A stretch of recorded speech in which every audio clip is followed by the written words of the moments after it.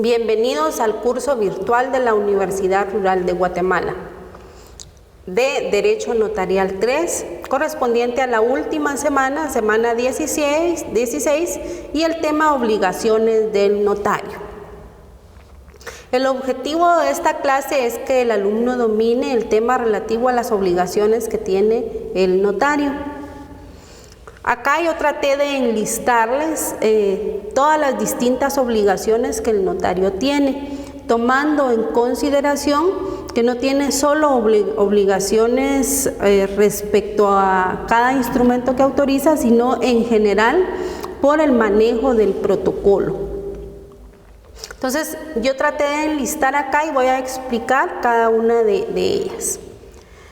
Primero, cumplir con la autorización de los instrumentos públicos con todos los requisitos y formalidades establecidas en la ley, porque considero que si el notario da cumplimiento a todos los requisitos y formalidades, pues el instrumento público primero va a proceder su inscripción, segundo va a hacer plena prueba.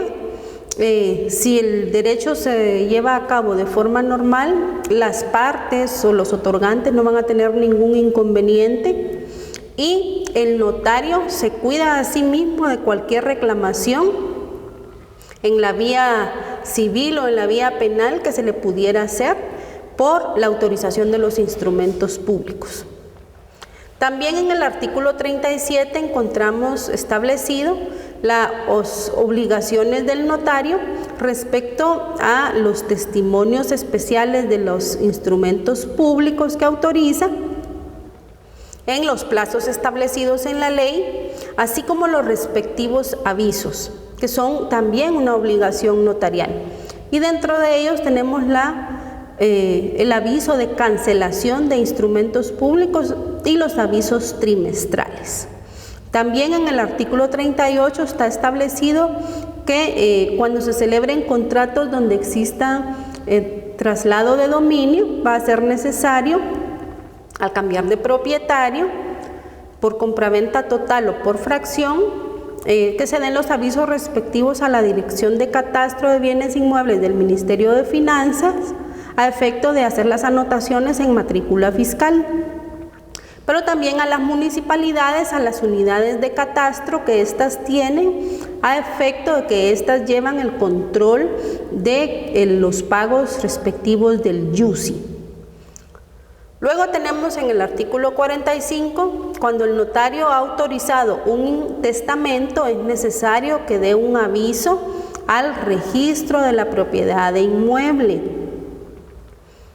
Luego en el artículo 59, cuando el notario ha realizado una legalización de firma, que sabemos que no va dentro del protocolo, sino que en cualquier documento que se lo requieran, formulario o en un documento privado, es necesario que el notario cumpla con este artículo 59, donde se le obliga a que en su protocolo tome razón de esa legalización que realizó y en consecuencia también remitir el testimonio correspondiente. También en el artículo 86, cumplir con la exhibición del protocolo cuando sea objeto de inspección o revisión ordinaria, extraordinaria o especial por averiguación sumaria. En el artículo 90, contenido la obligación del notario ante el juez de primera instancia del domicilio cuando exista pérdida, destrucción o deterioro del protocolo para efectos de que el protocolo sea repuesto. Dentro específicamente de un contrato, cualquiera que fuera su nombre o acto que va a ser contenido en una escritura pública, es necesario que recordemos que los contratos van a depender mucho del tipo de contrato que se trate o acto que se está autorizando en escritura pública, de las obligaciones que se van a tener que hacer por parte del notario. Yo acá les presento un modelo en el cual sirve como base para estudiar las escrituras públicas en cuanto a qué es cada uno de los contratos y las obligaciones que se tienen dentro de los mismos. Acá, por ejemplo, tenemos el caso de una compra-venta, que yo me voy a centrar en resaltar lo que está en color amarillo, porque el tema se llama obligaciones del notario. Vamos a resaltar que cuando uno autoriza un instrumento público, en el protocolo tiene que cumplir con obligaciones previas, es decir, antes de la autorización del instrumento, y obligaciones posteriores a la autorización del instrumento. Acá va a variar según el contrato del que se trate. Algunos aspectos siempre van a ser iguales, pero va a depender mucho del tipo de contrato que se trate. Por ejemplo, acá les decía yo que tengo el caso del contrato de compraventa, que bien puede ser de un bien inmueble. Esto puede ser fracción o puede ser la totalidad de la finca, y va a depender mucho si el inmueble también está en un área urbana o un área rural. Dentro de las obligaciones vamos a encontrar siempre en los libros de derecho notarial de los instrumentos públicos temas específicos de actos y contratos, que siempre van a encontrar las obligaciones previas a la autorización de ese contrato o acto y las obligaciones posteriores. Una obligación del notario previa, siempre antes de autorizar un instrumento público, es la identificación de los comparecientes. Y con esto nos referimos a que el notario deberá ser riguroso en cuanto a identificar a las personas que van a comparecer en el instrumento público. La ley ya nos dice cómo vamos a identificar a dichos comparecientes. Incluso nos dice, en caso de que no cuenten con documento de identificación, qué debemos nosotros hacer para proceder a identificar a las personas. Pero el simple hecho de identificarlas no es suficiente, sino acordémonos que hay requisitos esenciales, como por ejemplo el nombre de la persona. Cuando los identifiquemos, cerciorémonos bien que sea el nombre tal y como está inscrito en el documento de identificación. Es necesario que indaguemos si las personas pudieran o no tener identificación de persona o cambio de nombre para saber si cómo deberemos identificarlo. También tenemos la acreditación del derecho. En el caso de que nosotros estamos celebrando un contrato, pues la persona que va a disponer del bien inmueble, en este caso el vendedor, tendrá que presentarnos documentalmente el título con el que acredita ser el propietario del bien. Y para nosotros, como conocedores del derecho, debe ese título ser suficiente, eficaz, efectivo, para hacer esa acreditación del derecho. De todos modos, tanto en la identificación de los comparecientes como en la acreditación del derecho, nosotros, al ser conocedores del derecho, tenemos las formas de verificar si el nombre de la persona es el que dice que ser, porque podemos acudir al registro de personas a verificar si es la persona, si el documento no es falso con el que se está identificando. Y además la acreditación del derecho, podemos acudir a los registros a verificar que sí sean derechos debidamente establecidos. Respecto a estas identificaciones también y acreditación del derecho, te podría dar el caso que las personas estén actuando en representación de otra persona. Cuando sea así, seamos muy rigurosos en ver que el título o el documento con el que nos están acreditando esa representación sea suficiente y cumpla con los requisitos establecidos en la ley.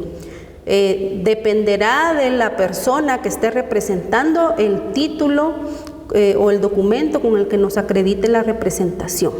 Busquen, por favor, en sus libros de derecho notarial, formas de acreditar la representación. Ahí van a encontrar cómo se acredita la representación de un representante legal de una empresa, cómo se acredita la representación de una iglesia, de una municipalidad, de una entidad gubernamental, de una organización no gubernamental, de un menor, etcétera. Entonces, eso es indispensable que lo identifiquemos antes de la autorización del contrato. Como estamos hablando de un contrato de compraventa, imagínense que la compraventa fuera de una fracción.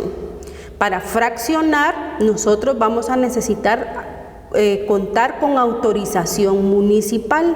En consecuencia, vamos a tener que indagar en el municipio donde se encuentra el bien cuál es el procedimiento para hacer administrativo para hacer esa solicitud de autorización municipal.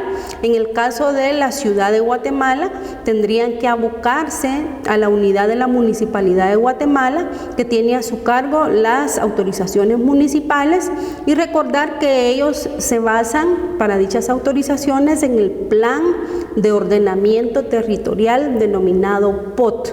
Entonces, también debes verificar en el municipio si existe algún tipo de regulación y cuál es el procedimiento para obtener dicha autorización. Y en el ejemplo que les coloco de una desmembración por fracción de venta de fracción de bien inmueble, pues siempre va a ser necesario que se cuente con un plano donde se establece cuáles serán las dimensiones del bien que se va a desmembrar. Esto es muy recomendable, ya que como notarios no somos expertos medidores ni estamos facultados para ello. Entonces, para mí es recomendable que nos aboquemos con los profesionales que realizan planos en nuestro país, a efecto que sean ellos que nos den la información certera de lo que vamos a consignar. Acordándonos que debemos esto adjuntarlo cuando lo llevemos al registro respectivo. Una vez se autoriza el instrumento público, pues ¿qué tenemos que hacer? Siempre razonar el título que nos pusieron a la vista, si fue la compraventa de un inmueble, razonar ahí que tuvimos, que de este testimonio se realizó la escritura tal, a cargo del notario tal, en fecha tal, de compraventa total o de desmembración, a efecto de que ese título sirva de referencia o ya no permita que se haga otro negocio jurídico con el mismo.